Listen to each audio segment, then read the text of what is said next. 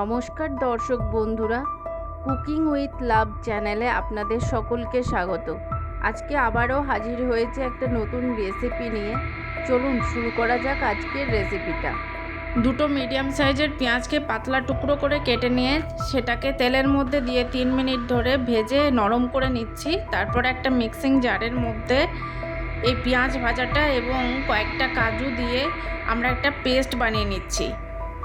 এখানে অন্যান্য উপকরণের মধ্যে নিচ্ছে একটা টমেটোর পেস্ট, 2 টেবিল চামচ আদা রসুনের বাটা এবং 2 টিস্পুন গোটা জিরে ভেজে সেটাকে গুঁড়ো করে নিচ্ছি। এখন 250 গ্রাম চিকেন নিয়ে সেটার মধ্যে 1/4 টিস্পুন হলুদের গুঁড়ো, স্বাদ মতো নুন, 1/4 টিস্পুন কাশ্মীরি লঙ্কার গুঁড়ো, 1 টেবিল চামচ আদা রসুনের বাটা এবং 1 টিস্পুন পাতিল লেবুর রস দিয়ে ভালো করে মিক্স করে আধ ঘন্টার জন্য ম্যারিনেট হতে রেখে দিচ্ছি। এরপর কড়াইতে তেল গরম করে তার মধ্যে ম্যারিনেট করা চিকেনের টুকরোগুলো দিয়ে ভালো করে 3 মিনিট ধরে মিডিয়াম আঁচে ভেজে অন্য একটা পাত্রে তুলে নিচ্ছি। এবার কড়াইতে 1 টেবিল চামচ সাদা তেল গরম করে তার মধ্যে যোগ করছি 1 টেবিল চামচ আদা রসুনের বাটা। গ্যাসের আঁচ কমিয়ে 1 মিনিট ধরেই আদা রসুন বাটাটাকে কষিয়ে নিচ্ছি। তারপর কড়াইয়ে যোগ করছি টমেটোর পেস্ট। এই টমেটো পেস্ট দেওয়ার পরে আরও 2 মিনিট আমরা কষিয়ে নিচ্ছি গ্যাসের আঁচটা কমিয়ে রেখে। এরপর কড়াইয়ে যোগ করছি ভেজে রাখা জিরের পাউডারটা। তারপর সেটা দিয়ে প্রায় 2 মিনিট ধরে সব কিছু একসাথে কষিয়ে নিচ্ছি। তারপর কড়াইয়ে যোগ করছি স্বাদ মতো নুন। এই নুনটা দিয়ে গ্যাসের আঁচ কমিয়ে প্রায় 1 মিনিট ধরে নাড়াচাড়া করে নিচ্ছি।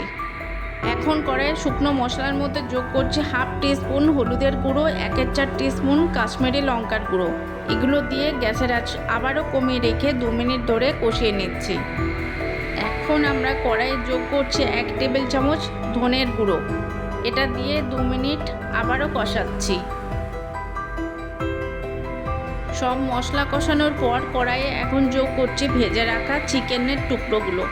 এগুলো দিয়ে সমস্ত মশলার সাথে গ্যাসের আঁচ কমিয়ে রেখে প্রায় 3 মিনিট ধরে কষিয়ে নিচ্ছি।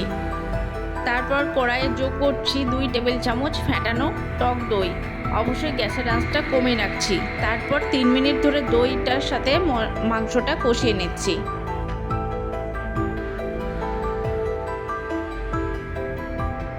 এখন আমরা কড়াইয়ে যোগ করছি কাজু আর পেঁয়াজের পেস্ট। এটা দিয়ে 2 মিনিট ধরে সব কিছুর সাথে ভালো করে কষিয়ে নিচ্ছি। তারপর কড়াইয়ে যোগ করছি 1/2 কাপ মতো জল। এখন গ্যাসের আঁচ কমিয়ে প্রায় 8 মিনিট ধরে মাংসটা কষিয়ে নিচ্ছি। তারপর ঢাকনা খুলে 1 টেবিল চামচ যোগ করছি গরম মশলার পাউডার। এটাও দেবার পর প্রায় 2 মিনিট ধরে গ্যাসের আঁচ কমিয়ে মাংসর সাথে কষিয়ে নিচ্ছি। তাহলেই রেডি আমাদের আজকের রেসিপি মোগলাই চিকেন। আপনাদের যদি আমার রেসিপি ভালো লাগে তাহলে লাইক, শেয়ার এবং আমার চ্যানেলটিকে সাবস্ক্রাইব করতে অবশ্যই যেন ভুলবেন না।